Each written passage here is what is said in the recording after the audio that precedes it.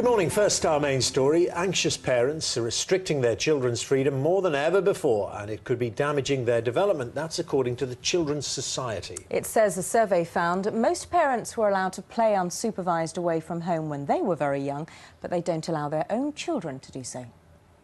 This one's gonna be long. Are we working too hard to keep the real world away from our children? Holly and Jojo are typical modern-day 8-year-olds. When they're on their own, their freedom extends only to the garden fence. For them, the land beyond holds many potential dangers. I wouldn't go splash in the river because it'll make my clothes wet. I wouldn't climb a tree because if I fall down, I might badly hurt myself. Another thing that will worry me when I go in the woods, because maybe it will be dark in the woods and maybe there could be bad people in there. This survey suggests that 97% of adults agree unsupervised 8-year-olds shouldn't be allowed beyond the house and garden. Even 10 years ago, research suggests that 280 metres from home was the accepted maximum for girls like Holly and Jojo. In 1970, it was 840 metres. We can also see this stark change in the number of children allowed to travel to and from school on their own. Back in 1970, 80% would have walked home on their own. By 1985, it had fallen to 21%. By the mid-90s, it was 14%. Today, less than 9% are left to make their own way home. How do we actually develop that environment where children can be children amongst themselves and learn through that process and learn some lessons in life without always having an adult nearby? Safety is always going to be a parent's primary concern. The difficulty is finding a balance between keeping kids safe and letting them explore the world around them. Keith Breen, BBC News. Senior ministers within the government will propose today a new national day to celebrate British values. In a pamphlet for the Fabian Society, ministers are also suggesting incentives to encourage people to volunteer and a new way for immigrants to earn British citizenship.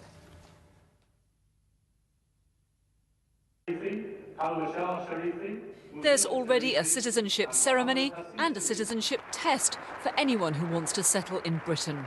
But two key government ministers say that after 4 decades of growing diversity, we need a stronger sense of what we hold in common.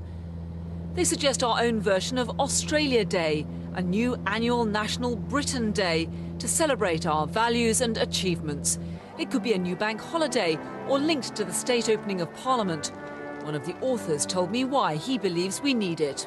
Britain's a different country to the country it was 20 or 30 years ago. The way we work is different, the way we live our lives is different, we move around faster and faster. We're a more diverse country, but at a time when we face the threat of a new extremism, I just think it's important now for the law-abiding majority to stand up for the values that we've got in common. The pamphlet for the Fabian Society suggests new child trust funds with cash bonuses for those who volunteer, a system of earned citizenship with extra points for civic and voluntary work, and good neighbour contracts setting out rights and duties for all newcomers.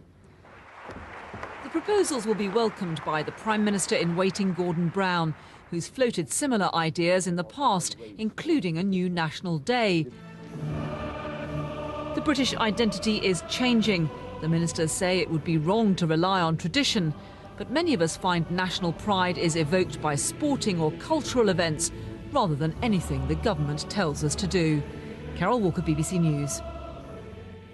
Well, let's talk to Breakfast political correspondent Rita Chakrabarti, who joins us from Westminster. Hello to you, Rita. Well, hello there. We heard Gordon Brown wants it. Are we going to see a National Britain Day? Is it going to get through in Westminster? It might well do, partly because although this pamphlet has been written by 2 ministers, it has Gordon Brown's fingerprints all over it, really. These are ideas that he's talked about before, a National Britain Day, extolling the virtues of volunteering and doing community and social work, charity work. So because Gordon Brown is behind it, I think some of this could well actually come about. I think what it might depend on partly, however, is the sort of reaction that it gets in Westminster and in the country at large. I mean, there'll be some people who think this is very